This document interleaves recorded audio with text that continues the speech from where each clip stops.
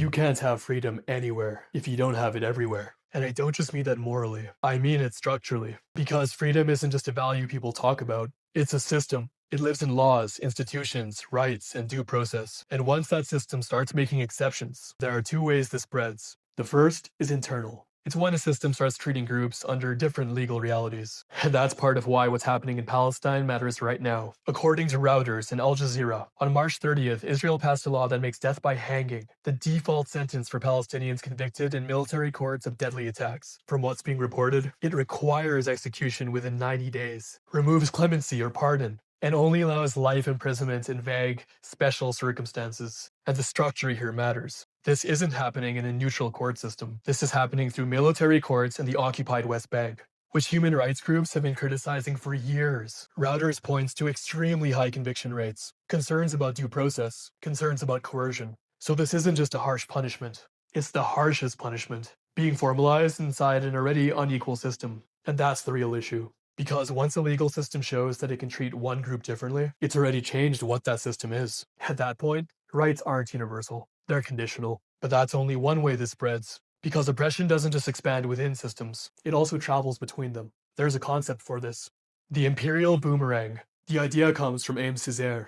And more recently, writers in places like The Guardian and Boston Review have been unpacking it. The basic idea is simple. The methods used to control one population don't stay there. They come back. Not always in identical form, but the tools travel. Historically, you can see this really clearly. As Boston Review points out, colonial counterinsurgency shapes domestic policing. Wars like Vietnam fed into SWAT teams, militarized police, and expanded use of force. And the War on Terror expanded surveillance and detention powers at home. And you can see versions of this right now. Look at immigration enforcement in the US. ICE has massively expanded detention. Tens of thousands of people held at any given time. Legal groups have raised concerns about aggressive stops, blurred constitutional boundaries, and increasing coordination between federal immigration authorities and police, and even the style of enforcement. Masked agents, unclear identification, fear-based compliance starts to look more and more like militarized systems of control. Now, this isn't identical to what's happening in Palestine, but that's kind of the point. It doesn't have to be identical. It's a toolkit. Militarized enforcement, expanded state power, and even the language travels. As Electronic Intifada points out, phrases like war on terror or security threat don't just describe reality,